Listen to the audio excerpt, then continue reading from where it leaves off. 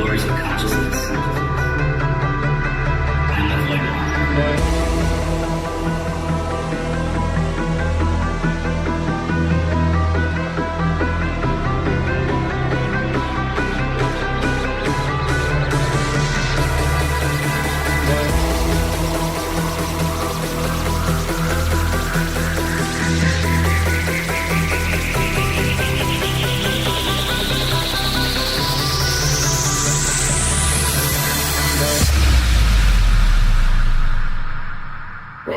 Welcome to Lighting the Void.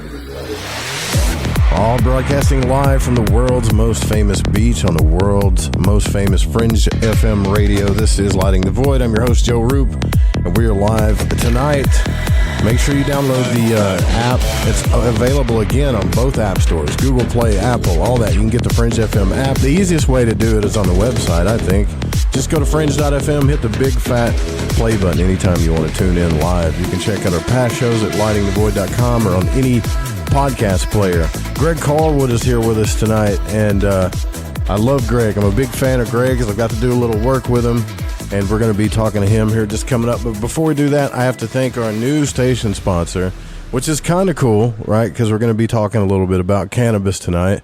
And we have a new partner, Southern Sugar Leaf, how the South does cannabis. I got a box of these things, of these chocolates, of these gummies, and I spread them out with my neighbors and friends, and we all love them, actually. So for what it is, you would think, oh, well, I'm just going to feel a little bit good. But this is the perfect blend of Delta and CBD, right? So if you guys go to southernsugarleaf.com, put in the code word Fringe, you're going to get 10% off of that. And I hope to have Chris on soon so he can talk about what he's got going on there. We also have a package that we're doing, the 30-day challenge. I'm going to do it. The gut is, I want to get some of this gut off. Pat Militich is going to be here with us too, talking about that at chemicalfreebody.com. You can go to their bundles. There's a Fringe FM bundle there, and you got the gut detox, all the whole detox, the green 85, and you get the super soldier as well, and the electric silver. The last thing I want to mention too is before it starts is the Magical Egypt Summit. That's another thing that because you listen here, you get 10% off. That's all month long. They're going to have their speakers there talking all about Egypt, all about every cool thing that Chance and company talks about over there at Magical Egypt. Make sure you put in the code word Fringe there too, and you'll get 10% off. Greg Carlwood's here with us, host of the Higher Side Chats, one of my favorite people on the planet. Absolutely, hands down, he's probably going to think I'm blowing smoke, but I really believe this. When it comes to the art of the interview, Greg Carlwood is one of the best, man. And thanks for coming on the show, man, and spending some time with us. It's been a minute. Of course, you're one of my favorite colleagues, and you're definitely too kind to me. I am just a humble stoner college dropout who really threw a Hail Mary pass trying to make something work, and I'm lucky that it has. Yeah, well, you definitely did make it work. You get that a lot, too, because I was thinking about the last time I talked to you. People always hit you up for like, oh, especially podcasters. How did you do this? How did you make this happen? It's like what I see, and from what I've seen, based on everything that I've witnessed and listened to your show, it's like you came up with your own unique blend and brand of things and how to do stuff, and you just, once you was like, dude, this works, this is great, this is awesome, and you just kept doing it, and you just kept finding the best subjects and the best guests to talk about, because I think we all like try to overanalyze this stuff sometimes, and it's really all about putting your heart into it, and you got the quality for sure. Oh, well, thanks, man. I'm telling you, I was super desperate, so I had to put everything I had into it to try to make it work. And it's not rocket science to ask people questions about their work, but I think even just reading the books and being knowledgeable going into an interview already puts you in the top third. And growing up listening to Coast, you start to realize you can't really get that knowledgeable about every guest when you're doing 5 shows a week. Right. Yeah. It's great. I mean, as a person who likes to absorb content, consume content, yeah, I love it. But as a host, I just do 5 shows a month, which really lets me make sure I'm diving in appropriately. Sometimes I'm reading 2 of a person's books. And it also means that I got a high stakes situation. You have 2 bad guests, and that's like half your offerings for the month. So you really got to pick them right. Yeah, that makes sense. I remember when we were at Mount Shasta, I was like, man, I love radio. Man, I love doing this stuff, but I'm always kind of struggling in the sense of, business sides of things, because I'm doing, and you're like, I don't know how you do it, man. You're like, because I don't do it. That's what, like, you're like, I don't. So I don't have the quality guest on. Sometimes I have to just come home and be like, oh my God, dude, like, what am I going to do a show about tonight? I have no idea. And it stresses me out. And then I'm like, well, maybe I'll do a music show or something. This is like a problem, and I'm trying to work out with the Fringe FMs. You know what I'm saying? But I love radio. Yeah. I love doing live stuff. So I'm figuring it out, but there may not be an answer.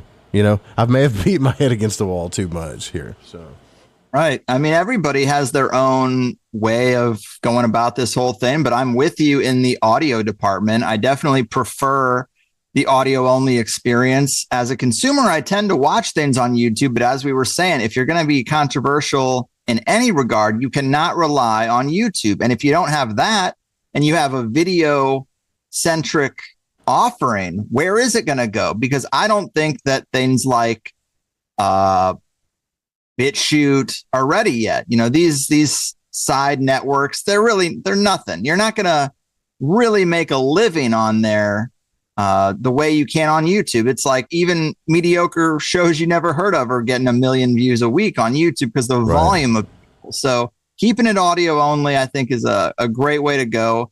You don't need to see people talking. You know, when I do put up video clips and stuff for whatever reason, like I recently went and visited Jim Gale from Food Forest Abundance. Right. His whole thing is trying to inspire people to stop growing these damn lawns and instead grow actual food. Imagine everyone in your neighborhood was growing food. We wouldn't care so much about the supply chain issues and the glyphosate-soaked crops and all this bullshit. And so I filmed a little video with him there and put it up on Instagram, and it's crazy how many people like, I never knew what you looked like. I've been listening to you for 10 years and I never even looked. I'm like, I have a Facebook. I'm not really hiding necessarily. It's just, you got to go a little bit outside of the podcast RSS feed to see what I look like if you care. And I don't care if people care, but it's just funny that people never got curious, because I get curious. And if I have to go look, and it also makes you more connected to a person. I think that's another reason why video works. Something about the psychology of seeing somebody or not seeing them. You're just not quite as connected. So from a business standpoint, it's probably good to do video, but here we both are with our audio shows. Well, I like to be a little bit disconnected. Man, come on, man. I mean, don't you remember staying up late at nights and you're like, oh, dude, I can't wait to turn on Art Bell. At least that's who I was, because I was so bored. Yeah. And I turn on Art Bell and he'd be like, this is when he was out in the desert, he's like, we got a triangle craft above the trailer out here, and Ramona's outside with a shotgun, and you're just picturing the whole thing in your head. And there was some kind of connect there that fell in love with. I think that I'm having a hard time letting go. But this video thing it's a big deal. Like, okay, so the kids that are gaming are ridiculous. These guys are getting so many views. It is ridiculous. I watched a kid, for instance, you're talking about how we get taken off of YouTube. I can't imagine what it's like to have 200,000 subscribers and just get pulled. I haven't had that many subscribers. I got like maybe 8,500 or 8,000, something like that. But anyways, this kid's on there. He's got millions of subscribers. His chat thing is just flying. And he's playing this game called Only Up, where there's no checkpoints, and you just keep climbing. And if you fall off, you start over, whatever. And he's having emotional breakdowns, bro. Like, he's screaming to the top of his lungs. He tried to choke himself. Literally, it wasn't fake. Like, he was really trying to choke himself because he was freaking out. And the chat, people are throwing money at this kid, right? They're just throwing money at him. And I'm thinking, what? All right. So what is going on where this kid gets advertisements? He gets everything. There's nothing controversial here. Not him trying to commit suicide on YouTube because he didn't get, his game done or something like that. It just, YouTube makes no sense to me, man. Like that, it just doesn't. Yeah. we're already not equipped to deal with this number of people. Like when you get into the 6 figures, 7 figures audience size, we're not equipped to handle that. And when you're 15, I can only imagine just how crazy it is to be on camera all the time, streaming some game. We grew up in the Hollywood era. Obviously, that seems like it's dying out. But celebrities have whole teams of management people. You've got your media trainer, your manager, your PR rep. So what we think we know about them, why we think they're so cool, it's a big machine that keeps that image, pristine, let's say. Right. And a streamer, a 15-year-old kid making $100,000 a year, it's going crazy. Playing a game. I mean, it's not psychologically great because some of that streaming stuff is very adjacent to social media, which we know has terrible effects on people's brains. So I think that's another reason why audio is probably a good move. Is I want to grow an audience. I now have a mouth and a half to feed. So it's like I want to make as much money as I can in one regard, but also I like being somewhat anonymous. I get recognized every once in a while, let's say once or twice a year, but I like the fact that I can go anywhere and just kind of live my life. I can only imagine if the money had to be attached to the fame like it used to be. That's a devil's bargain that I really don't know if I would want to make. There's some people that we know they can't go anywhere without being hounded. Right. Well, I mean, it just depends. Like if you take that higher side vehicle out, someone might say, "Well, that's probably Greg Carlwood." I'm right. thinking. Well, that's where I get to be a complete and utter hypocrite because how can I want to be anonymous and then drive around this car with this crazy rap on it? But it was something.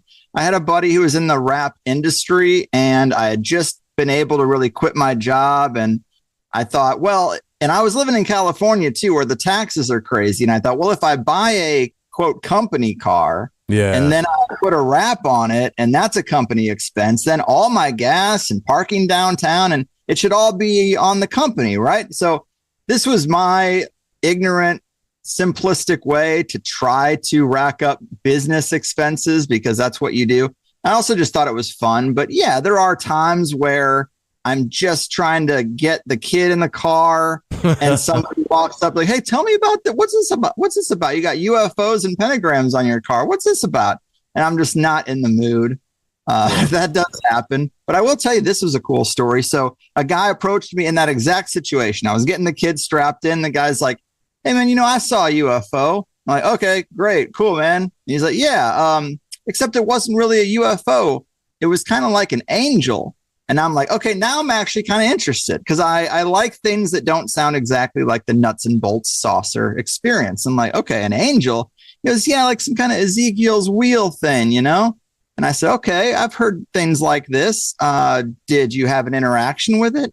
He's like, yeah, actually, it came down. This craft it was like a flying saucer, but then it had wings and it was made of light. And it said that it was an angel. And then it said it was going to heal my throat chakra.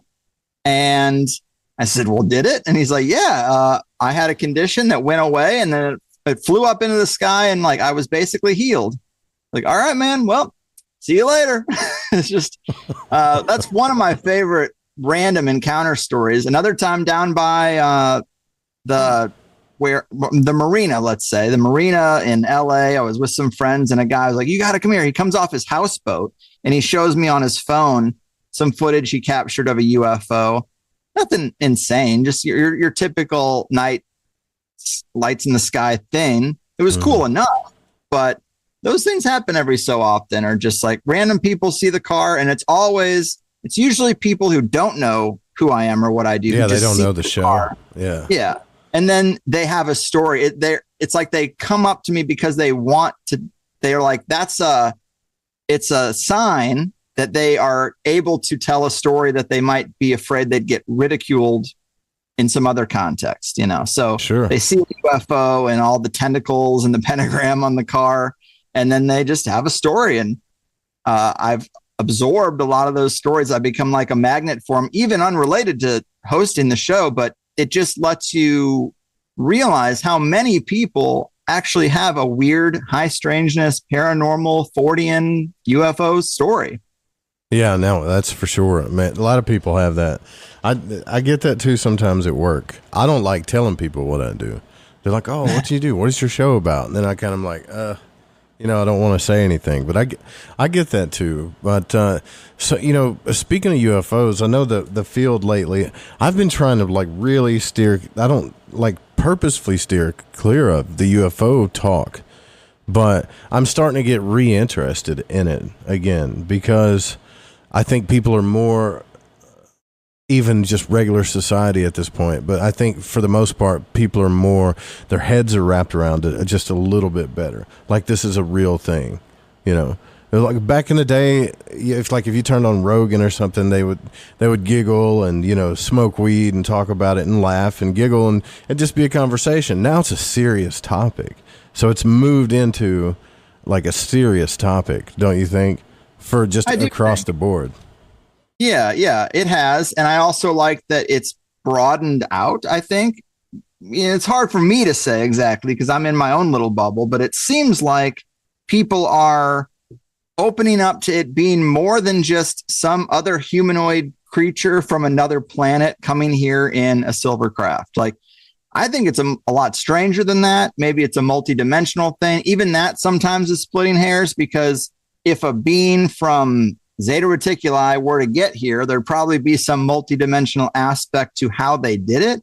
So to say like, where is this thing's initial origin is like, maybe it isn't a planet. Maybe there's some kind of spirit. This is your wheelhouse, but maybe there's beings in the spirit world that are embedded there, that live there primarily. They aren't from some other physical place. Right. So I actually am more attracted to the idea that there's just bleed over from another dimension of some kind.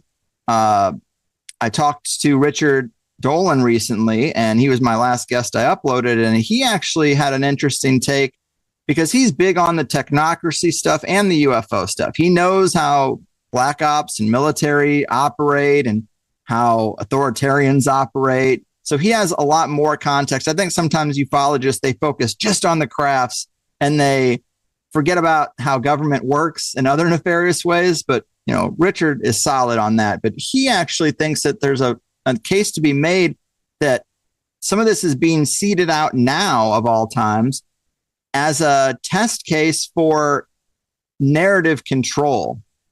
I think we saw that a lot with COVID. They wanted to control the story and suppress and quarantine any alternative takes that people might have had, for better or worse. And you could say this is another example of that. You take a guy like David Grush, this recent whistleblower, and you put a couple interviews with him out there. Today was the congressional hearings with him. And you kind of watch the digital landscape. You watch the social media accounts and you maybe see what people are saying. And you use it as like a dry run, another just opportunity to control narrative and make sure you can control the story and it doesn't get out of control. Because it seems like that's the game going forward, is just we have the monopoly on truth. There is only one absolute truth, and it comes from Big Daddy government, and don't you worry about what those other freaks in the alternative world say. Yeah, it definitely could be that. It could, but for sure, I mean, you would have to agree, I would hope, that these guys at the very least, let's say they don't know what they're doing, and let's say that the Tic Tac video and all that stuff that happened was legit. It wasn't a psyop or anything. No matter what happens, at the very least, the government and these people are opportunists. So anytime there's a crisis, whether they created it or not, the parallel, like not the parallel, but the common denominator is they capitalize off every travesty or crazy thing. Yes. They just seem to know how to do that really well. Right. Whether they're causing it or not. Right. Like, so maybe they've been running this whole experiment and that whole Tic Tac thing in the film. And from then up to this point, it was them just trying to feel us out and stuff like that.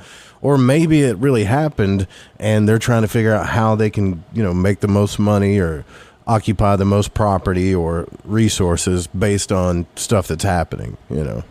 Maybe. I just think it's very coincidental that they've been silent on this shit forever, since the 40s, and they just happen to be opening up at the exact same time that the tools for perception management are finally operational.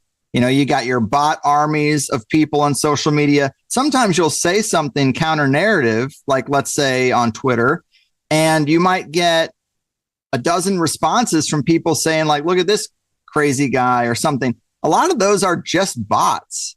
So they deploy bots to attack people because people like approval, and it's just something. We're social creatures. And so when you don't have that, your confidence takes a ding in a lot of cases, unless you know about, you know, how some of this stuff is done. Sure.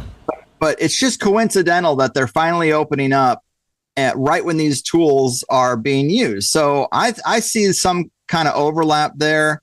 Not that I doubt the phenomenon at all. It's just when you hear them talking about it, they say, well, we're seeing UAPs in the sky and we're going to look into this. Gosh darn it. Yeah, and it's like they're acting like this is happening in a vacuum, or that it's a recent phenomenon. And they're acting like there aren't these programs that are decades long of reverse engineering and studying and all this kind of stuff. You know, it's disingenuous to say that this is something new or something sudden, or there's a crazy spike in activity. I don't know, but it's very coincidental that you have all these tools, from the bot armies to AI and all kinds of things, just to control that perception. And here's a nice, safe little high profile subject matter, low stakes, that you can see how well the tools work with.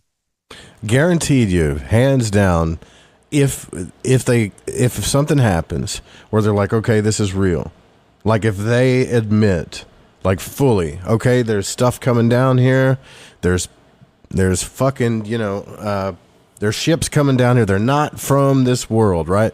If the government starts saying that, guaranteed it's going to be an opportunity for a fucking space war or space property. That's what's happening already. Like space property, we own the moon, you know, like they're going to be putting fucking billboards in the sky at night. It's going to be stupid. I guarantee it, you know. Propping up military industrial complex budgets. Yeah.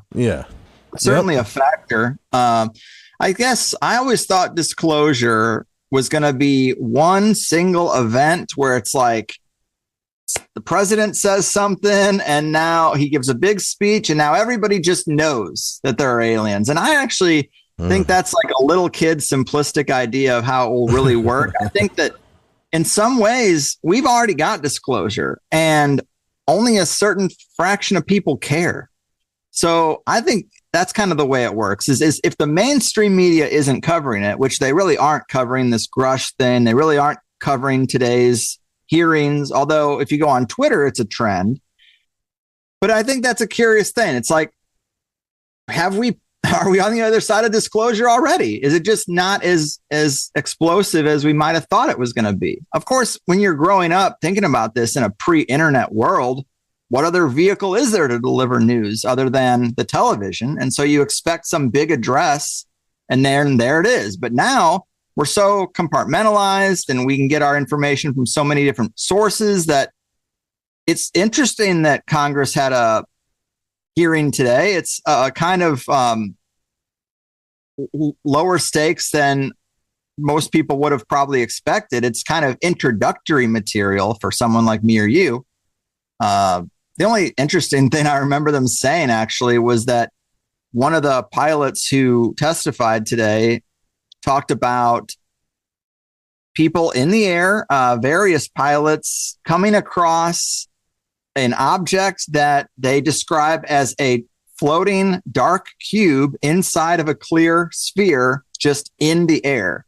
And that's a description of a craft I can't recall hearing before. I think I've seen videos of like, you know, here's this floating pyramid spinning around. And you think all that stuff's probably just CGI a lot of the times. But that was an interesting description of a UAP. And that's cool, man. I haven't even listened to this, dude. Like, this is how far out of the UFO world I've been. Oh, have you heard any of David Grush's claims at all? No, in general? No, because I've gotten so fed up with it, to be honest with you. But now this is why I kind of wanted to talk to you, because I'm about to start to get back into it, right? Like, I'm about to. My thing is consciousness, right? So when I talked to Whitley Strieber, and I know you had him on not too long ago, right? Mm-hmm. You know, when he came out with Communion, and that book was just shattered everybody. It was so cool. But when he came on the show and started talking ETs, he admittedly said, like you brought up earlier, he was like, I'm starting to think that what happened to me and what actually happened could have been more extra, like, dimensional.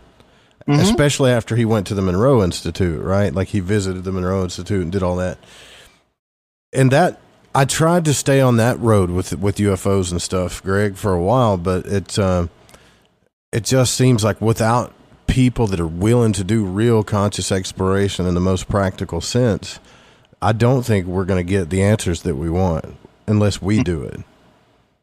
Well, I agree. And there's no doubt that consciousness is a huge factor, a primary aspect of what's going on. People have these experiences oftentimes in some kind of altered state. We know the brain can produce DMT. Maybe sometimes it misfires. And that's not to say you see a hallucination, but maybe your perception is widened to see things you shouldn't otherwise see. A lot of times when I hear about cryptid sightings or something, people see something, it looks right at them like, oh shit, this person's seeing me. And then it dissipates. It finds a way to get back to where it wants to be. So there's something to be said about consciousness for sure. Last two times I interviewed Whitley Strieber, he's on this track now that he thinks that the visitors have something to do with death, Really? Which again is consciousness. There's something about the life-death cycle, I suppose, that he thinks is involved with all this. But yeah, consciousness and the soul and the life-death cycle, I mean, there's a huge overlap between those topics. And I think they have more to do with this than almost anything. Another thing is people report walking through the woods or whatever, and they say, man, it'd be cool if I saw a UFO right now. And then boom, they see one. It's almost like summoning. So it gets really weird, but I don't think this can be explained in a materialist context at all. So I'm with you on a lot of that stuff. It's just, how do you really unravel it all? It's tough. We don't even know. We just don't even know about the layers of consciousness truly. Yeah, I mean, I've been experimenting with consciousness, the esoteric, the occult, and every single type of conscious exploration there is, and my experiences have been limited. Like, I've had really one great out-of-body experience that wasn't like anything, and I don't understand. There's barriers there. There's definitely entities in that realm, right? There's all kinds of stuff that's happening, but like I said, I don't think we're even going to even get close to the answers if we're pining for the government to give them to us all the time, right? Like, it's just, even if they do know, we're not going to get the whole truth from them, right? Like, we're just not.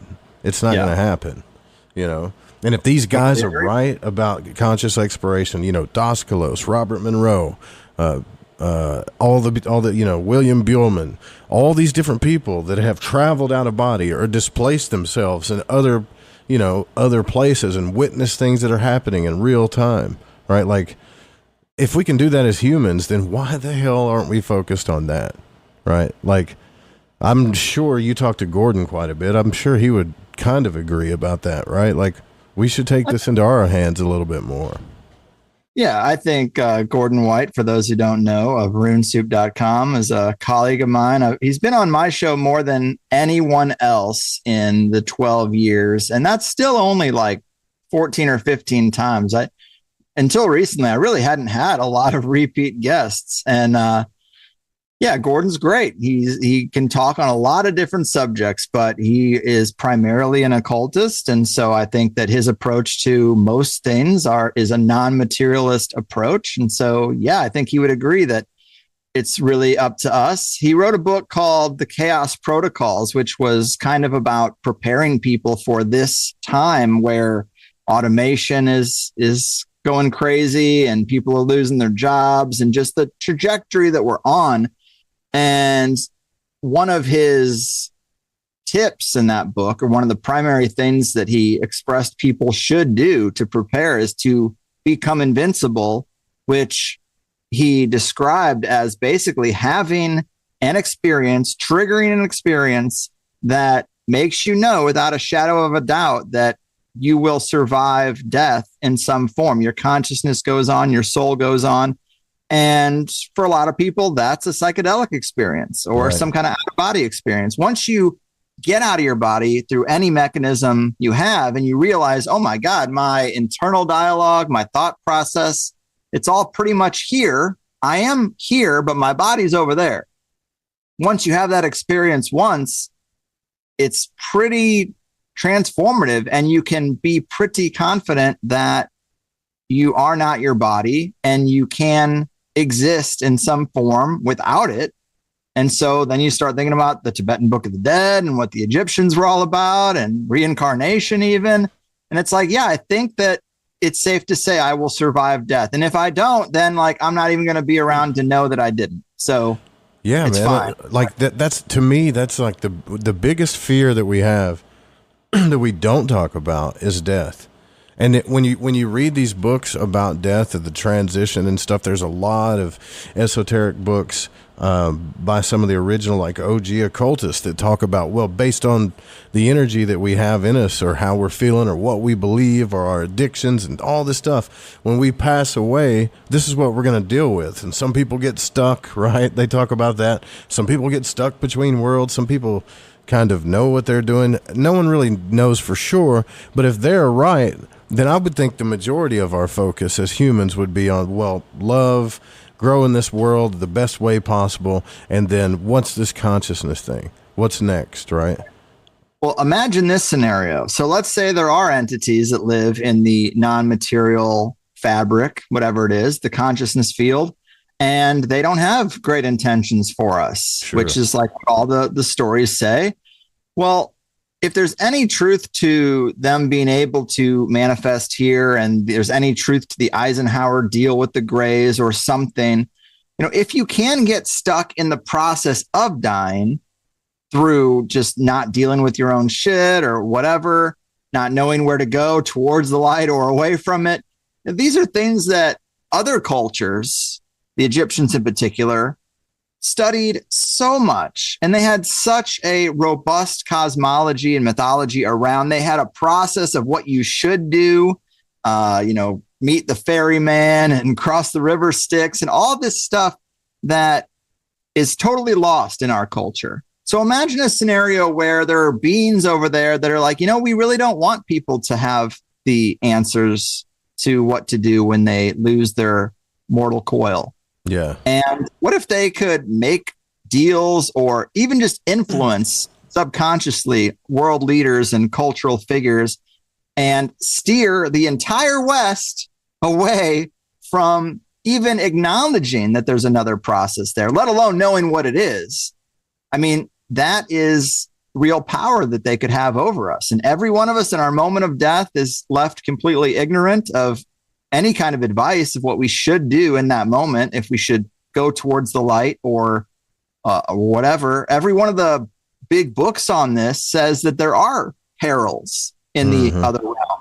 You can get grabbed by entities. You can get co-opted and this and that. So even just the notion of movement, when you lose your physical body, how do you move? Yeah, right. Yeah, because we've all been unconscious before. We know what that's like, so we're not moving. Right.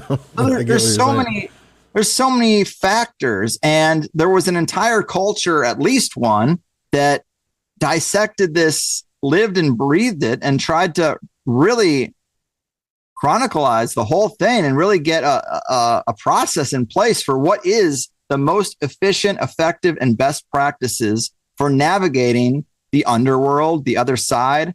And those cultures are all gone. And now the West largely lives atheistically. You could say, well, the Christians, there's so many Christians out there. Well, what do Christians even know? Yeah. Even Christians don't think about the autonomy or any kind of choice after they die. They just chalk it up to, well, I hope I got the coin flip and go to the good place based on my actions here. But how do you get to the good place? What if you have to get there? Did your priest ever teach you how? Yeah, you know, like what if hell is just not being able to move yourself to the good place? What if that's hell? What if you're egregorically creating, like William Buellman said when he was getting out of body, coming upon congregations of people that thought they were in heaven? They created a heaven, right? Ooh. Like, and that's that show. He wasn't allowed there because he didn't share those same beliefs. So to them, he was like a monster or something, right? Yeah. Their whole perception of him was like, you don't belong here. You're evil. Get away. And he knew that it was he called it a consensus reality, right? Yeah, yeah. So that's what it was. Yeah, I mean, consensus reality has never been my favorite thing. As a person who typically goes against the consensus, that would be a hell for me. But yeah, it's just like nobody in the West has any context for what they should do. That's why I think meditation is important. Never do we learn that in school. Psychedelics should be allowed because they are kind of training wheels for out-of-body experience. All these things, we really need to implement them because we are lost. The West is completely lost. And it's mainly because of this crippling fear of death. So I do believe there's a relationship between this fear of death and compliance with the big machine. I think it serves the state for us to believe that this is our only life, and when we die, we die. So this is as good as it gets. There are no ideas bigger than yourself that you should believe in. Right. You know, just listen. And that's why, going back to Gordon White's becoming invincible, he basically was saying that the next decade or two is going to be very difficult from a material layer standpoint. It's going to be difficult economically. It's going to be difficult culturally, socially, and thus you should become invincible so that you convince yourself through one of these mechanisms that you will survive death. So you know that ultimately you will be okay. And when you have that mindset, a larger than the material world mindset, it allows you to navigate differently with a lot less fear. Yeah. Yeah, because that's perfect, man. Because I can actually feel I feel that coming, what you just said. Based on my experiences, my feelings, my intuition and stuff, like that's coming. We're already starting that reality right now. Like that's coming, you know. And I know we were going to talk a little bit about AI, and that's a major aspect of it. How many different industries are worried now that they're going to be replaced by AI? I think a lot of it is hype because this notion of AI and brain in a jar, like a lot of this sci-fi, it goes back pretty far. And there's been different iterations. I can't remember terms that were previously used, but there's a little bit of a sine wave of like interest, and then it goes down because the technology is not quite there yet. And right now, it's okay. If you've played around with Chat GTP, I don't find it impressive at all. And I actually, when I go to the typical creators that I like, and they say, well, according to Chat GTP, I'm just like, stop reading this bullshit.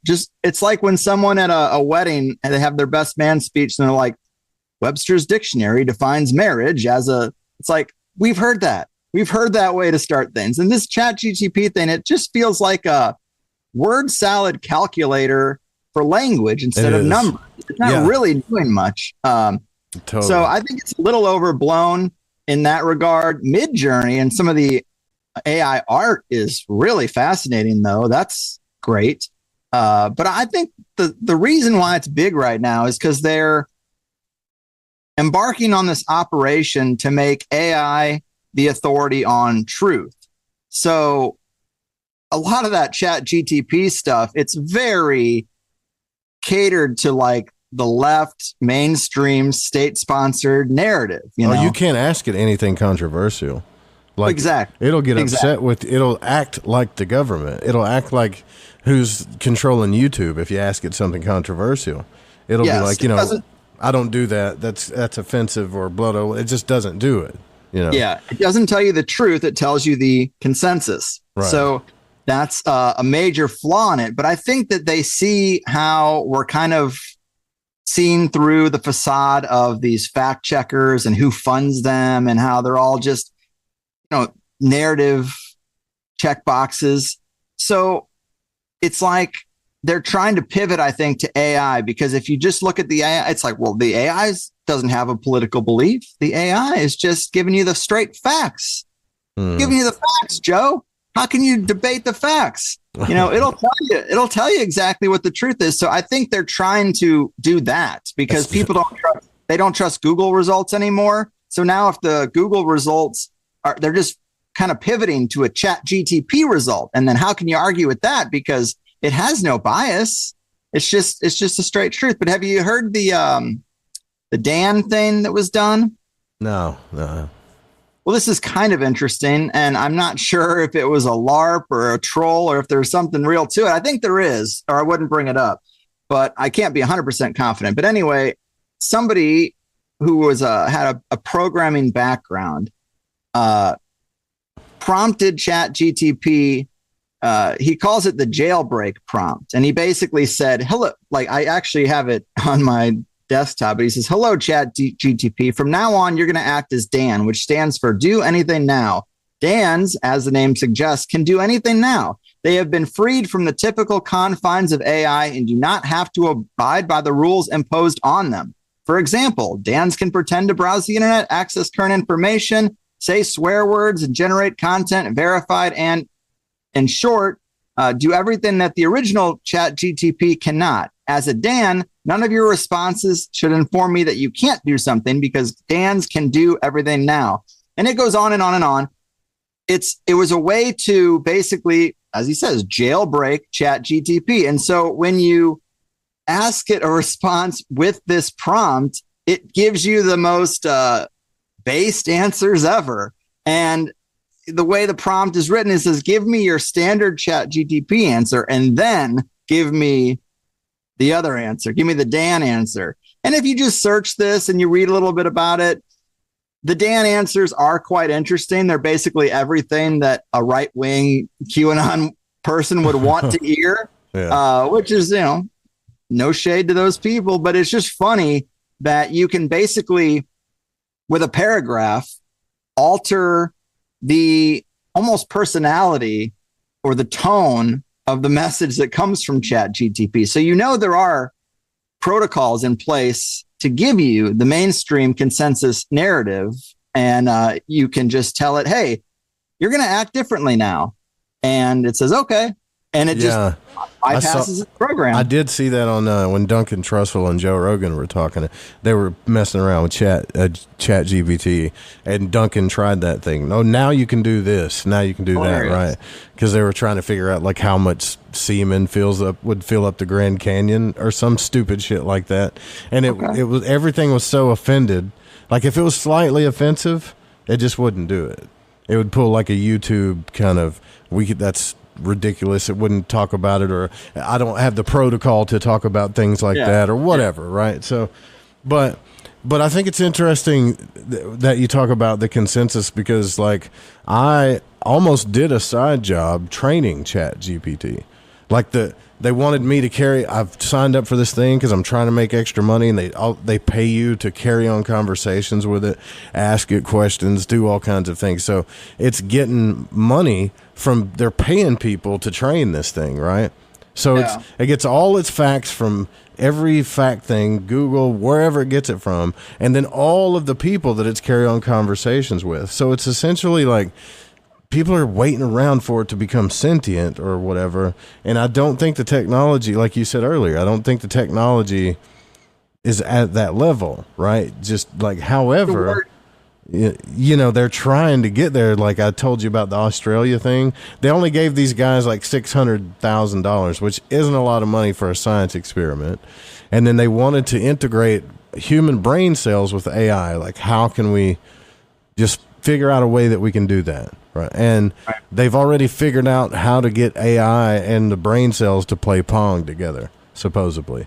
Just the sticks and the ball, you know. Right. You told me you wanted to talk about that, and I was like, shit, I haven't even heard of this. So I had to look it up. But yes, there's a group in Australia that received a grant to integrate human brain cells with AI. And it's wild. I mean, it's getting nutty out there, but I just think that's a long shot.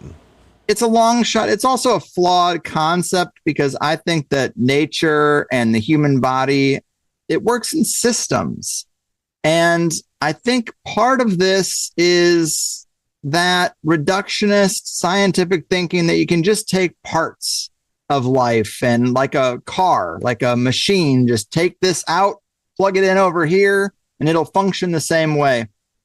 I really don't think that that's the way life works. And these people, if you ask them, these very same people, like in this project, if you ask them about a human soul, they'd probably say, well, that's bullshit. And it's like, well, you don't even know about the components of a person to be fucking with this brain cells and AI thing. Like, right. If you ask them, where does consciousness come from? They'll say, oh, well, it comes from the brain. I said, well, you're fundamentally wrong. And so what do you think you're going to get from this experiment?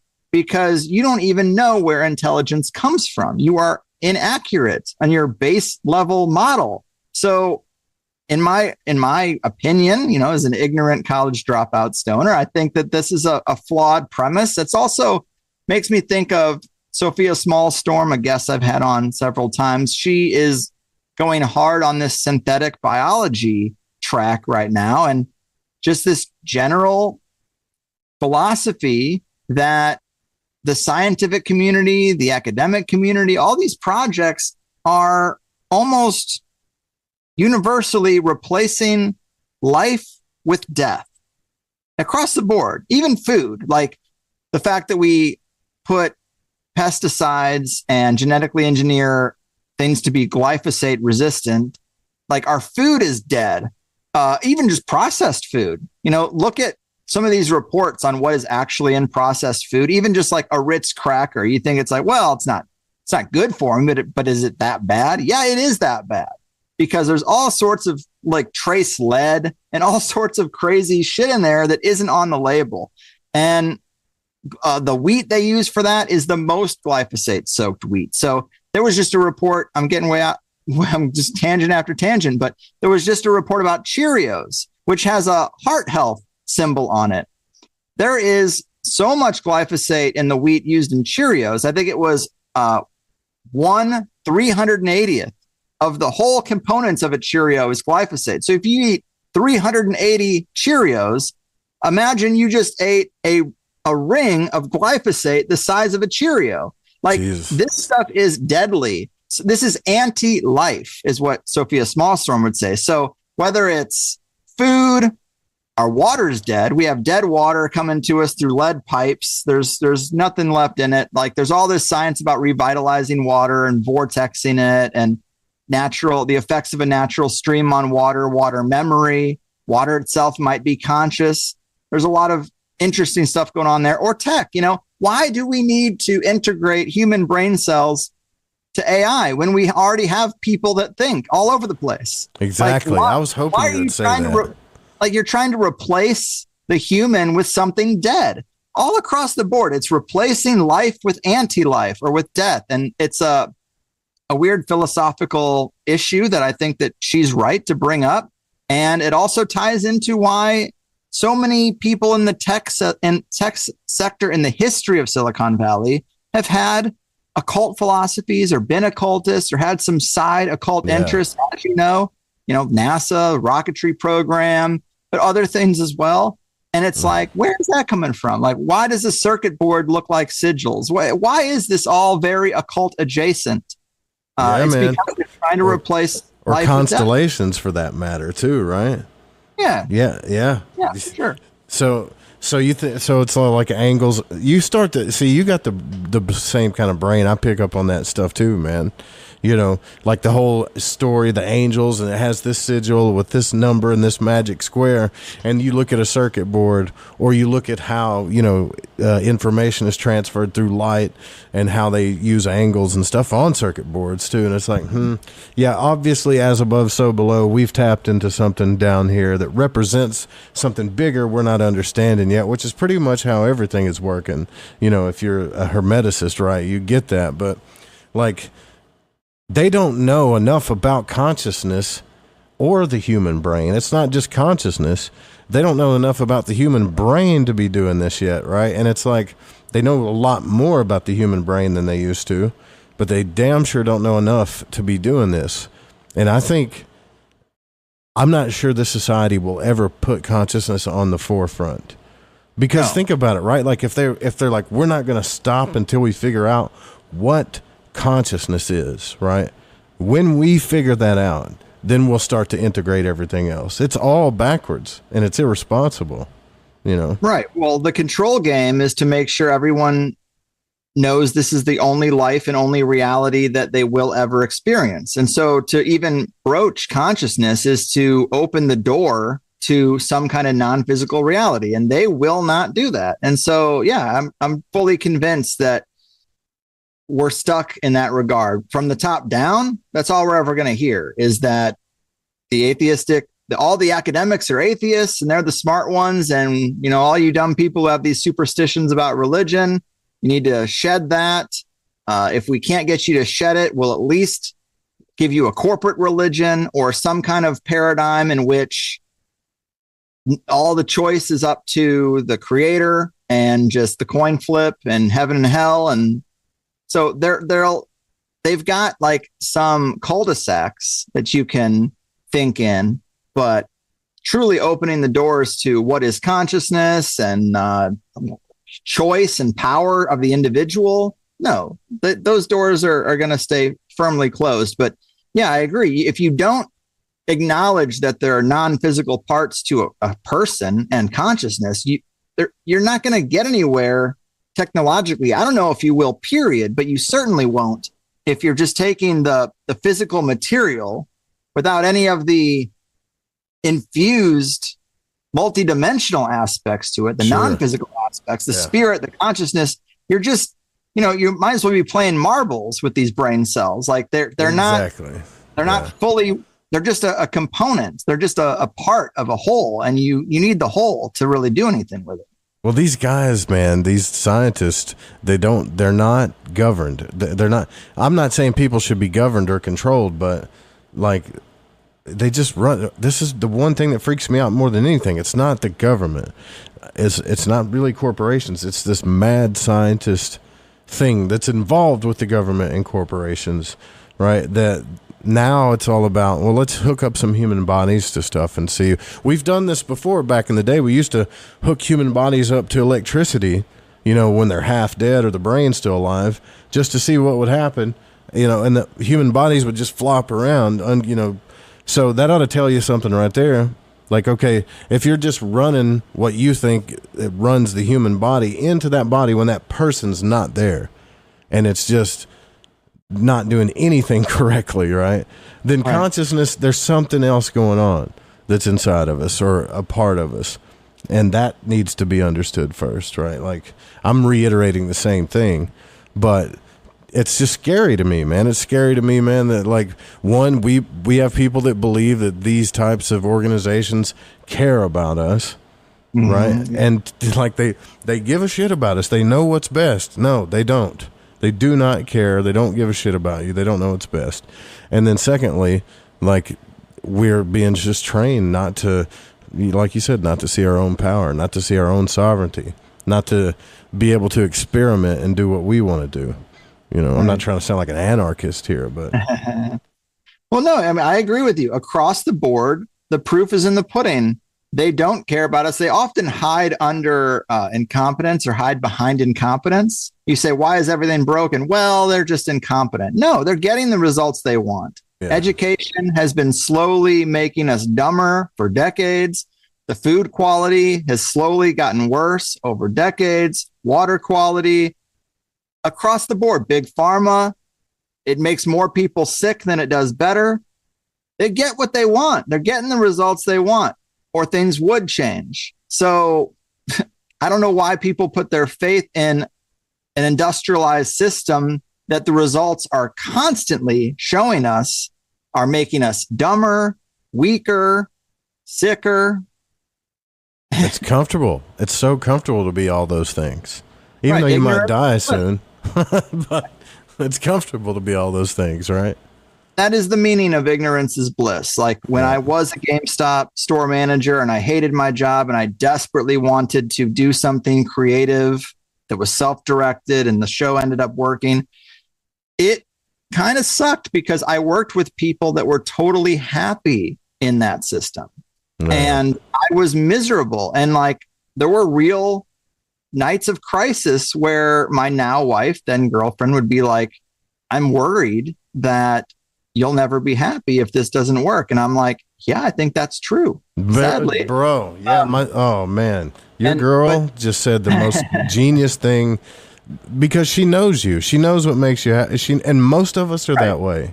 Right. But nobody wants to be with a miserable partner either. That's so you start thinking like, am I going to be able to be with this person? Because they're taking this long shot at success. And if it doesn't work and we're 4 years down the road, like, I don't know, the biological clock ticks on. So there was real difficulty in those times, but I would sometimes get very envious of some of my coworkers who were really dumb status and just quo, just happy drinking the Kool-Aid. Yeah, just this company, they're such a great company. It's like, what are you talking about? They pay $35,000 a year, and your store makes $2 million a year. They're not paying you shit. Yeah. Right.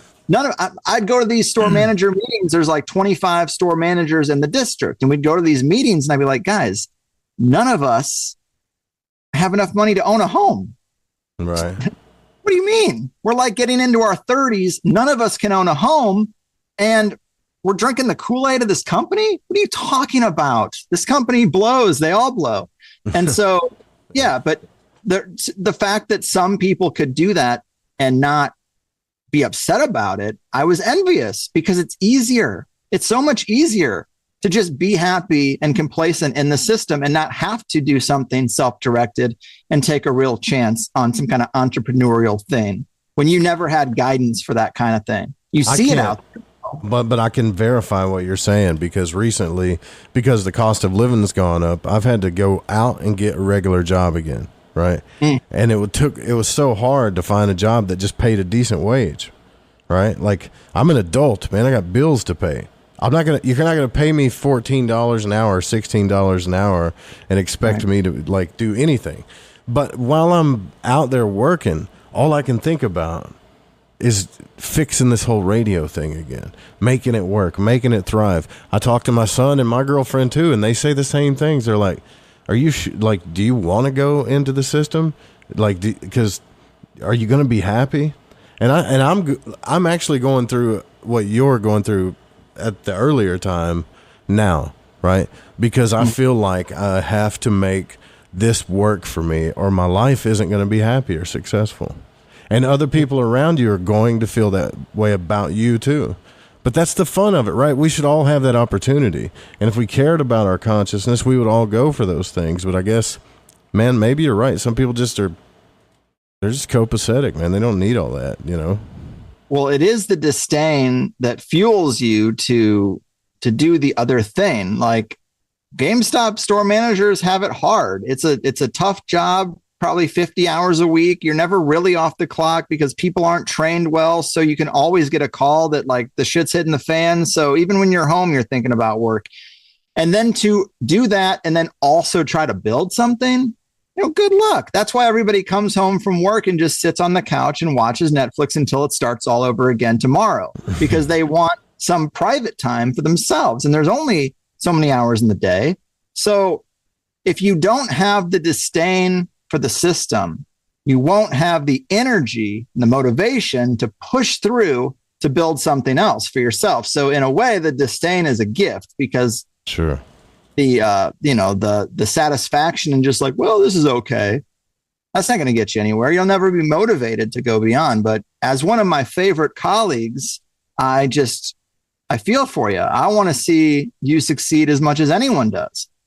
Well, I mean, I think I'm trying to take on a lot though, man. Like if I just did a show, I would thrive because I know I'm good at that, right? Before. Yeah, right. But I want to build a platform for people like what we're doing for some reason, because I have a disdain for like that too. Like, so some people need a place to go, and I've helped people grow their stuff too, but it's more to think about, and the journey's part of the fun too, right? You remember your journey, so that's part of the fun. It's all like an adventure. Yeah, and I'm still on it, and I'm actually starting to turn over a new leaf myself, because for the longest time I have tried to coach my audience and steer my audience towards using my website. I've spent tens of thousands of dollars making my website the best podcast website that I could. It's got categories. It's got a Netflix style kind of display. It's a good website, man. Thank you. I mean, it can still be improved, but they're still going. Where's your YouTube video? Well, right. That's what I'm saying is, like, I have the numbers. I can see with my podcast analytics where people watch, and it's on Spotify and it's in the iTunes app. And just those two places probably account for 70% of the plays I get. So I spent tens of thousands of dollars to make this website as good as it could be, and less than 5% of my paid members even check it out. That's fine. I'm a podcast listener. I know I got my Podcast Addict app and I like everything plugged in there. Sure, fine. And my Plus show does work with a lot of these other systems, but some it doesn't work with. Right. But there are new tools out there that weren't around when I started Plus, and I'm pretty close to just pulling the trigger on working with one of these other companies, as long as they promise me that they're content neutral and they're not going to deplatform me, which it seems like I've found a couple that won't. They take a bigger cut of the money, but they take away some of the friction, and there's no more usernames and passwords. It's a tokenized RSS feed, and you can use it on Spotify to listen. And I guess I've just started to realize, look, you make content people like, that part is good, but you need to stop trying to control the way they consume it and the systems that they use to get it, because it's not working. So basically, I'm just philosophically trying to say to you, like, you're trying to build this platform, take it from a guy who built a platform that no one uses. Give it up. Give it up. Just give the people what they want, Joe. Yeah, I might keep Fringe FM at, like the Fringe.fm website, right? And I might let people pay for airtime like they're doing, but my focus is still going to be mainly. I have this stupid thing in my head, Greg, where it's like, I want to do something that nobody's ever done, and it's like, okay, what is that? Well, I don't really know yet, and then you get stuck in this wheel, and it's like, well, why don't you do what's working? Try that out. Like, there's some things that work, that you should be doing.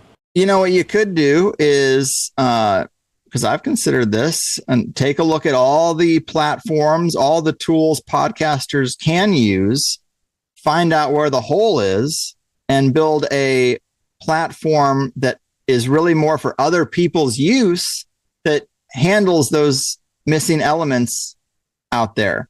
Yeah.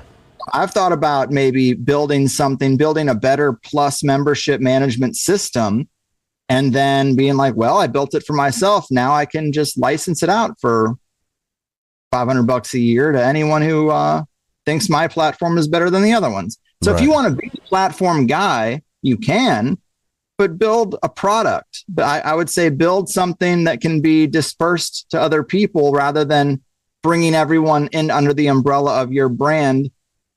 It's just, I love Fringe FM. I think it's a cool brand. But I think that maybe just give the people what they need, what they want. Give them what they want, right? Yeah. No, I got you. Last thing, too, I want to ask you before we let you go, because we're over time a little bit.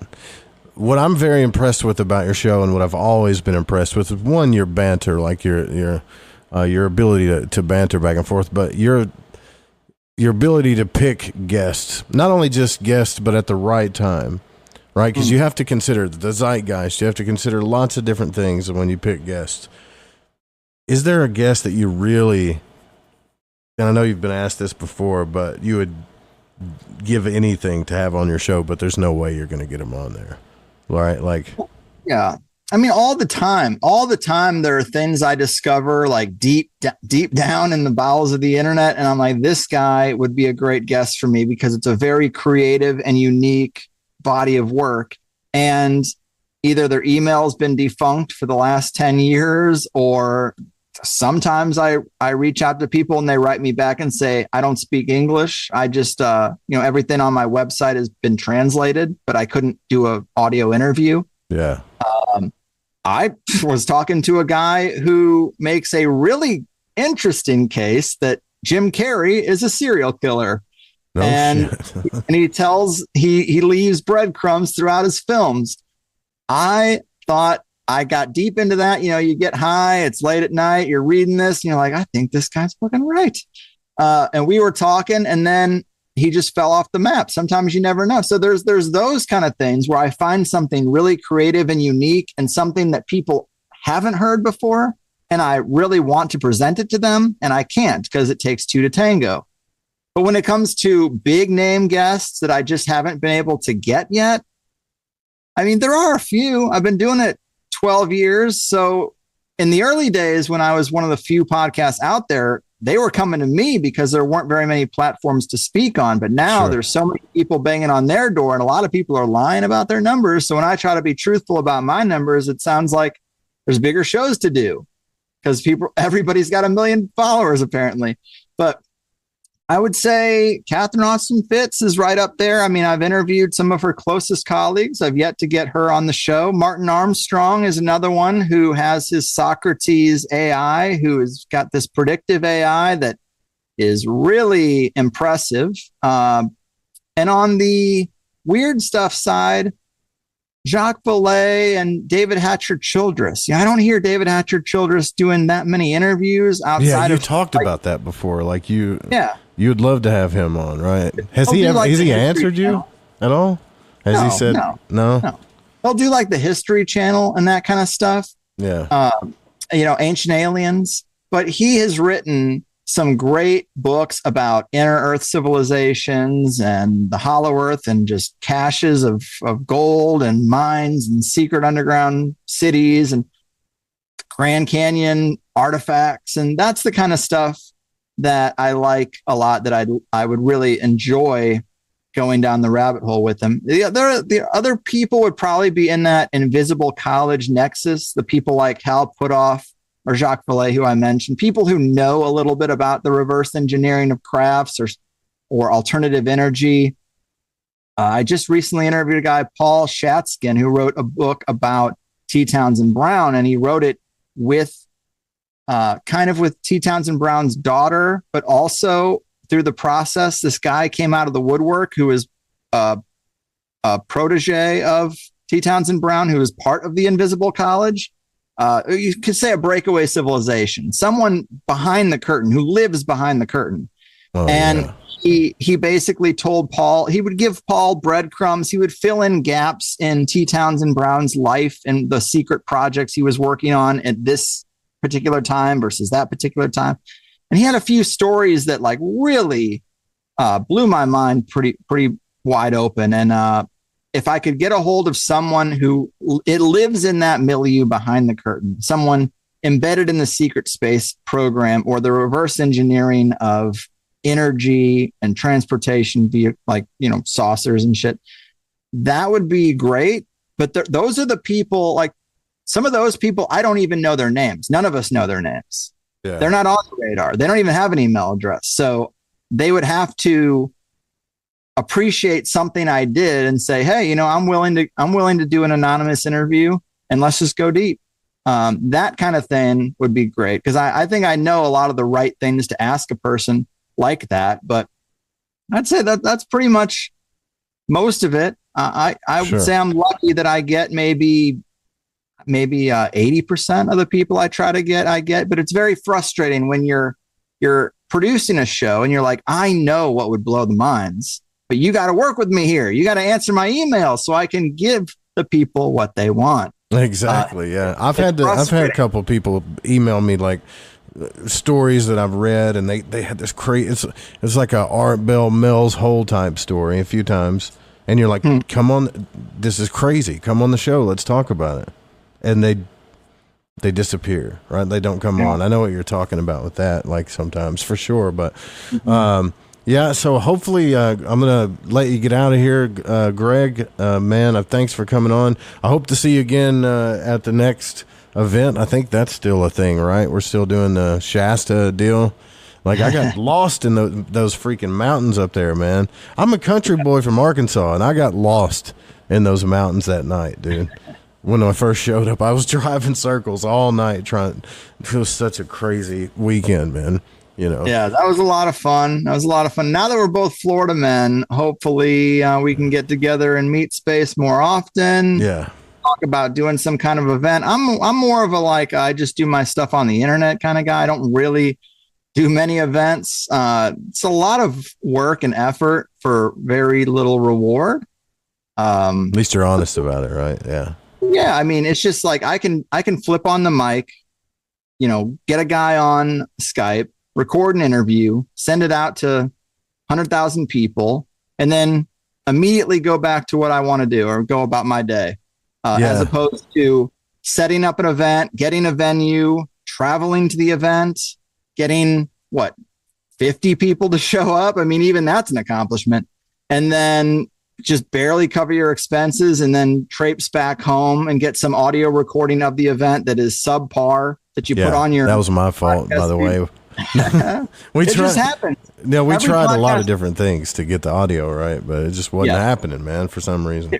It wasn't that bad, but so many podcasts I listen to, once they get a bit of notoriety, they go on a tour and then they do the live podcasts. And whenever their newest show is a live show, I'm always disappointed.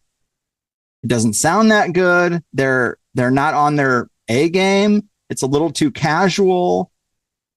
And I never wanted to go down that road, because as a listener of podcasts, it's like, why do this thing that you don't like listening to on other shows? Why would you do that to your own show? So I've avoided that, but it doesn't mean we can't get together. I got no friends out here in the state of Florida, my friend. Man, there's a lot, but you got a lot of listeners here. Yeah, we'll definitely hang out for sure. I got to get some stuff situated, figure here for sure, and then we'll definitely do that again. But you guys, here's the thing. Here's what I'll say about Greg is, if you haven't subscribed to the Higher Side Chats premium channel, you need to do that, because I'm not just here to promote Greg. Like, you guys know, I don't promote stuff unless I really believe in it.